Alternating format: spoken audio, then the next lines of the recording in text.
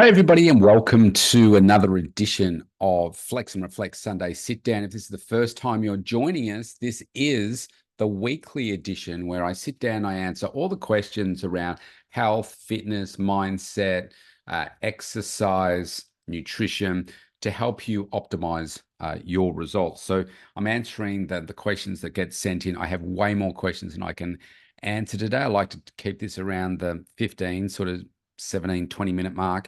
So let's tear straight into it. So this is a good question. What are some simple ways to increase protein intake without relying on supplements? So a lot of the time, look, I'll answer this question without the context of what it is that you're doing in terms of your exercise, what your fitness goals are, and that kind of stuff, because most people just don't really understand like how they can improve the protein, where it's coming from, etc. Obviously, I use like 100% WPI whey protein, like before workouts, after workouts. I put them in smoothies as well, just because it's simple, easy to digest, fast processing, and all that kind of stuff in your system.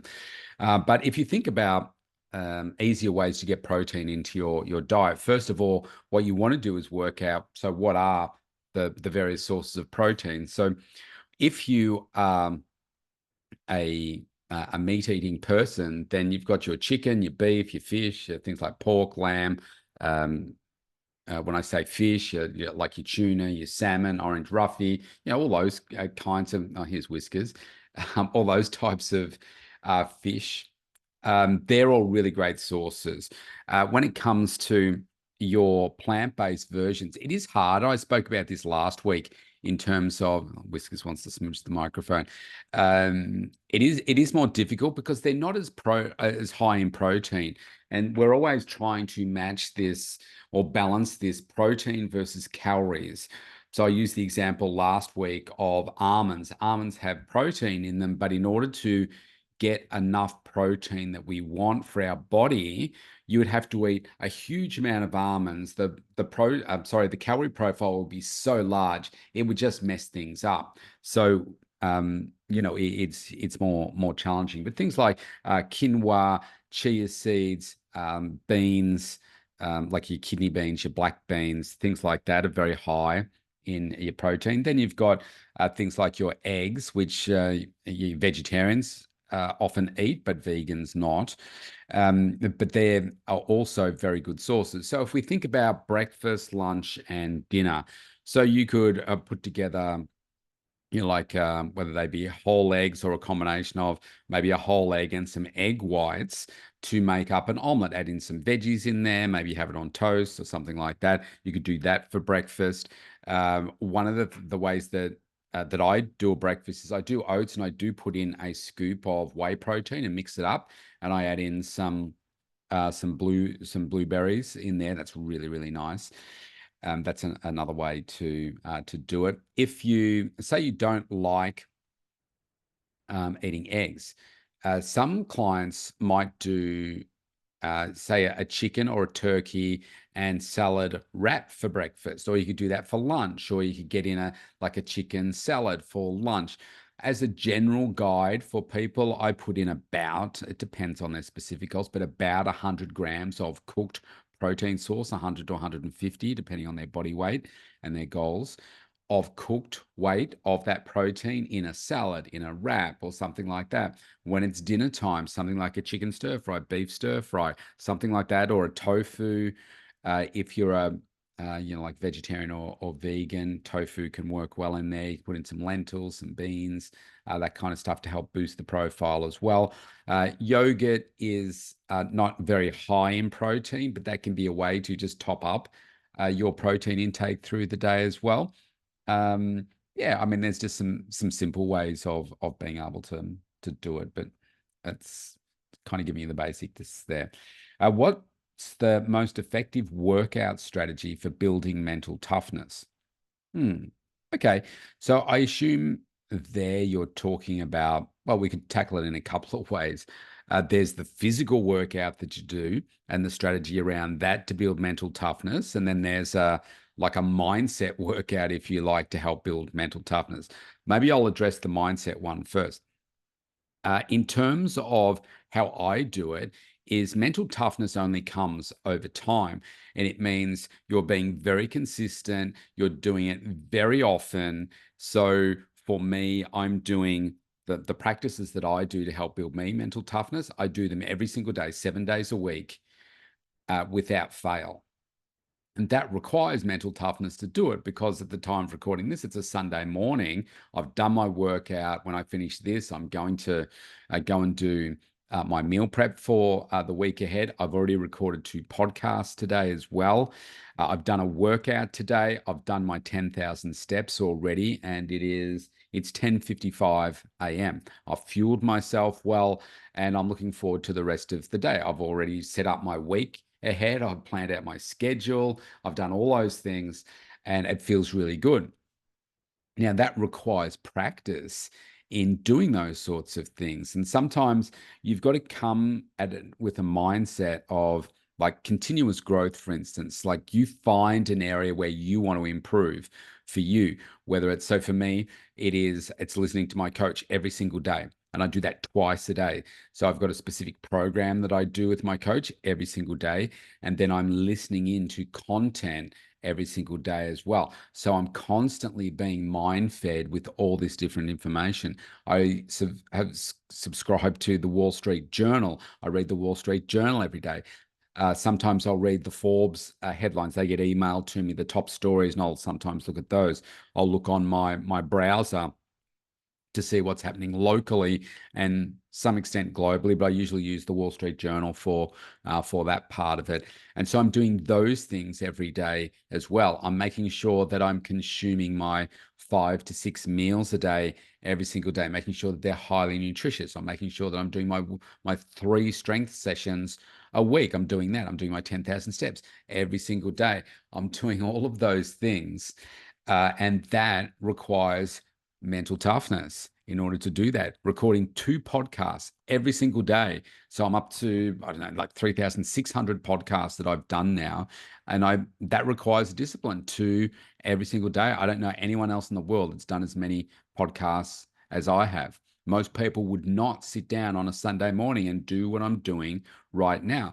That requires mental toughness. Gets to your workouts, like the physical workouts. And the biggest problem that I see that people have there is, so I'm in the gym this morning. It's quite busy early this morning. And I saw one person writing down what it is that they were doing. So in other words, they've got a program written down. They're following the program, well, seemingly. They're doing an exercise, they're doing a set, and they're recording how many reps they did, the weight that they lifted, et cetera, et cetera. Most people in the gym are not doing that. I do it. I know before I go into the gym what's the workout that I'm doing, which stage of the my current 8-week training block that I'm at. I'm in week 2. I know how many reps that I'm doing. I know what my goal is for each exercise, for each set. I record each one. I then know what that will be for my next week, what my goal for next week will be. I know where my next workout is. And all of that has required some science to working out what works best for my body, given I'm 56 now and I can't do the things that I used to be able to do. So today was legs. I can't do heavy back squats anymore. In fact, I don't do back squats at all. I do leg press. And I've found what are the key exercises that work for me without causing me pain, as in muscle fatigue and muscle soreness is okay, but joint pain I'm talking about, I don't want to feel. So that requires a fair bit of trial and error in many cases, and it requires the right approach to the program, not overtraining. I see so many people that will train, say, 6 days a week. They undereat, they're not fueling themselves the right way, and they wonder why they're not getting the results. So we can do it smarter, not harder. So that's hopefully gives you some idea of how you build the mental toughness. If you have particularly in the gym, if you have a specific program that is designed for you to achieve a goal at a certain point in time, don't just go into the gym and just train till whenever. You want to have a specific goal that you're working towards, and then the next 12-week cycle, you look at, okay, well, now I'm here. What am I going to do? You have a week off, you know what the program is. And so over sort of 3 training cycles through the year, 36 weeks, you'll find that you get to a certain point, and then it's time to reassess the whole training and say, okay, let's take a week off. Let's reassess where we are. All right, what's next? Okay, we've always got to be aiming for something, always got to be keeping it interesting. And that's what drives us to keep moving forward. Good question. How important is flexibility and mobility training in preventing injury and improving performance? Yeah, look, it's very important, making sure that you have the right warm up and so forth. I'm one of the most inflexible people on the planet. I have seen more inflexible people than me. It's just not a strength of mine. Genetically, I'm just not gifted with flexibility. I think I'm gifted with a good mindset to do other things, but there's many things physically that I'm just not gifted with. I'm short. Don't have great genetics and so forth. So we got to work with what we've got. What I do, I like to get the biggest bang for my buck. I hate wasting time, and I won't come into the gym and say jump on the treadmill and say warm up for 15 minutes and then go do my workout. I prefer to get into the gym and I will do my warm-up sets. So like for legs this morning, I do 5 warm-up sets before I then do my working sets, if you like, and pushing hard. And I find that warms me up better than just walking on the treadmill. And then at the end of the workout, I particularly leg day, I will go for a walk. So like I said, I've done my 10,000 steps today. I did like half an hour on the treadmill, got really bored and thought I want to get outside. So I got outside and walked and did a couple of podcasts. But what I do is I do my stretching in between each set so that I don't have to stretch at the end. I'm doing it between each set. But it's very important. But I do find that most people, say you go for a run, for instance, I say people get up and they stretch and then they go for a run. I would rather you go for a walk first, and then once you've warmed up, maybe then do a little bit of stretching if you're then going to get into an intense run, rather than just get up and stretch first, because you don't have the blood circulating through your body, and that's not the ideal. But it's very important to help you prevent injuries. I just like to do it in between each exercise that I do. All right, another one on training. What are your tips for overcoming training plateaus, whether in strength or endurance? So this again comes down to, if you've hit a plateau, it normally comes down to a couple of things that I see common. You're under eating or you're overtraining or both, right?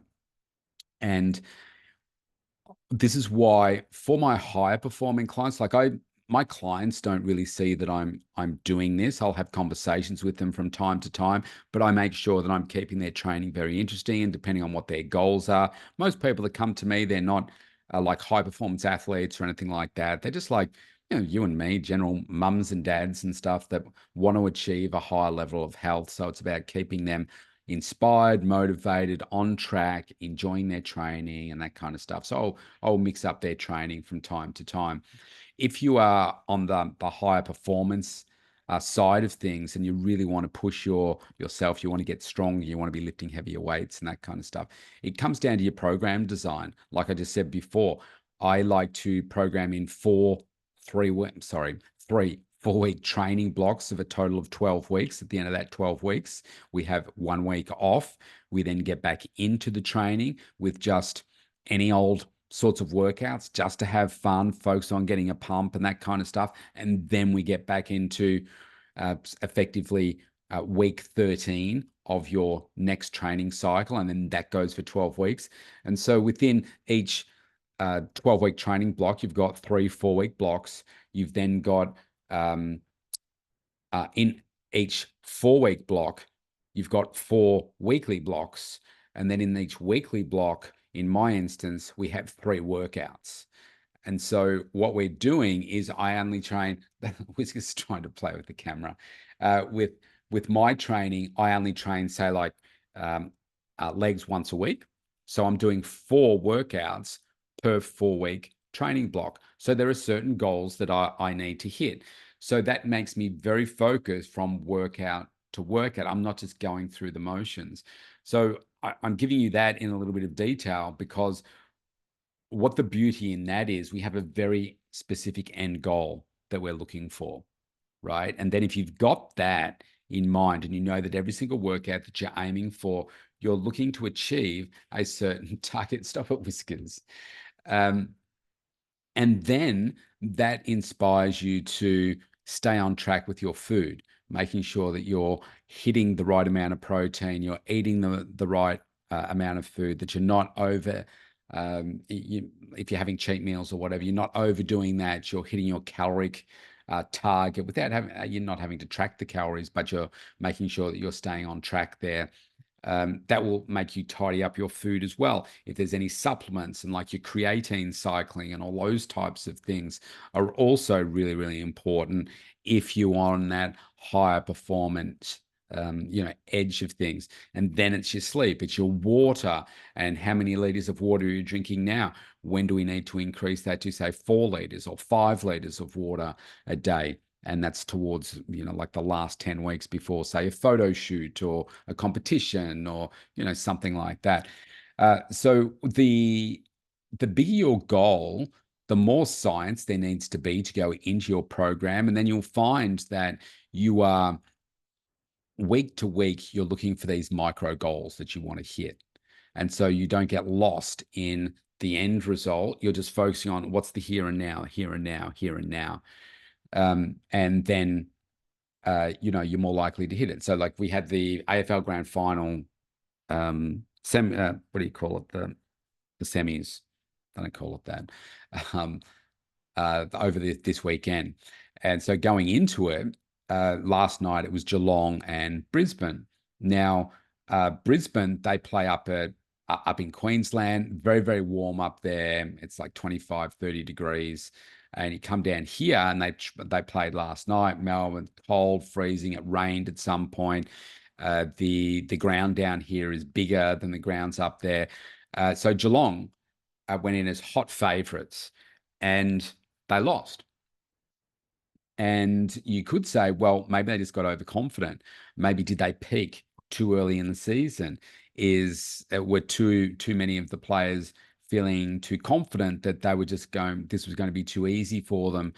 Was there just a couple of, I think they lost by 10 points, so it's only a goal and a goal and 4 points.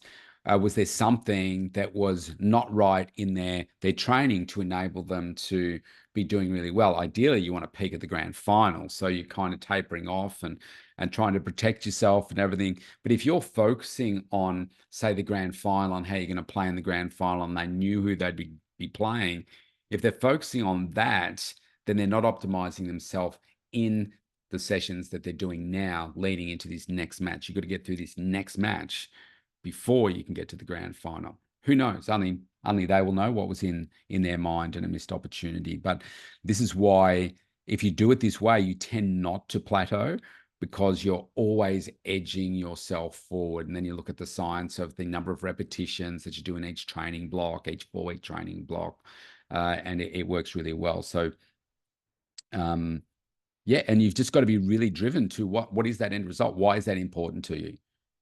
And if you keep your eyes on that and keep building that, you'll just keep doing the work and seek out a coach like myself that can help design the program to help you get to where that is. I'm going to answer one more question because I realize that these are all good questions and they just take me, time to do it. Okay. How do you structure your day to maximize energy levels and avoid burnout? Yeah, look, I think this is not an uncommon question. And what I see with a lot of my successful business owners is that they tend to confuse energy with adrenaline. And I think, yeah, my energy is actually really good. But when you pull apart what it is that they're actually doing, you know that it's not real energy because they're not consuming enough nutritious food. They're overtraining potentially, or not doing any training. And they're really surviving on that adrenaline of what it means to get that next sale, that next deal, that next relationship, just the busyness of what it is that they're doing. But at some point they will crash, whether it's at the end of a week, end of a night, struggling to get up early in the morning, all those types of things. And so you can do that for a while, but at some point, maybe it's days, weeks, years down the track, you might find that you really do suffer from a bit of adrenaline fatigue. So in order to replace that with real energy that you're producing, it's got to come from a really strong foundation of health. So for me, that is making sure that our food is the foundation of everything that we do. Most people do not get their eating right. And that is, I like to use 5 to 6 meals a day, high quality, nutritious food, some supplements to help fill in any gaps that may exist in the nutrient deprivation in the food, fresh food that we get. Eating plenty of plant-based food. For me, it's most people I work with are not vegetarian or vegan. I have the odd one of those, but so it's getting the right amount of protein through those various meat sources, as well as doing the right types of exercise, not overindulging, normally getting alcohol under control or eliminating it from people's lives, getting in control of the energy drinks, soft drinks, sodas, that kind of stuff, and really understanding what people's health and fitness goals are and getting them to attach their daily actions to something bigger. And as soon as people can see that a healthier lifestyle is going to give them more success in every area of their life, including their intimate relationships, relationships with children, their workout, energy levels for themselves, etc. As soon as you can believe that, you'll do the work and you'll get the result. And so for me, because I have such a strong foundation of these things, and I'm making sure that I'm getting the right amount of sleep. Some days I would like to get closer to 7, but I probably get 6 to 6.5 on most days. Sunday, well, today, last night I got 7.5 hours, which was really nice. I find the older that I get, the closer I get to 7, the more effective I perform. So it's understanding what works best for you and enabling through that deep sleep and that rest that you kind of imagine all the stress is just going out of you. The inflammation that is caused in your body through various stresses helps to leave your body as well. And then I find that I can just keep going and going. Like I work 14 to 16 hour days. Like today, I've already been working for, oh, golly, 4 hours already on a Sunday. I've still got work to do, and I've got my other work in terms of my meal preparation to do as well. And I find if I just do those things consistently, I've got a lot of positive energy within me. I remove the toxic energy around me. I remove the toxic conversations that I used to have with myself. And I find that with knowing that I'm progressing every day because I'm working on the better version of me, I'm focusing on the continuous growth, going back to the question about mental toughness before, I'm doing all of those things every day to help build me and grow me. And then that ticks so many boxes in my mind about I'm doing the best that I can to show up as the best version of me every day. And because I'm so hungry for success and I've had a lot of success and just looking for more and more success, I know that I'm doing the things that I need to achieve that. And once you've had a little bit of taste of that, you just want to keep doing more and more because it just feels so good. And your energy is the main source of all of that. With energy and focus, you can do anything and everything. So great questions. I'll get to the rest of the questions over the next week or next week's session. Have a great day, everybody. And just in closing, if you want to reach out for a free consultation with me or send in any questions, you can go to either mentaltoughnessandbodyshow.com or studiospt.com.au. I'll put the link below this. And we can just have a conversation. I'm not trying to sell you anything. It's just about seeing where you are, where you want to get to, and let's see how we can close those gaps for you and give you a bunch of free information, just like I'm delivering here, to help you optimize and get the results that you want to. But sometimes you just don't know what you don't know. All right. Have a great Sunday. I'll see you next week.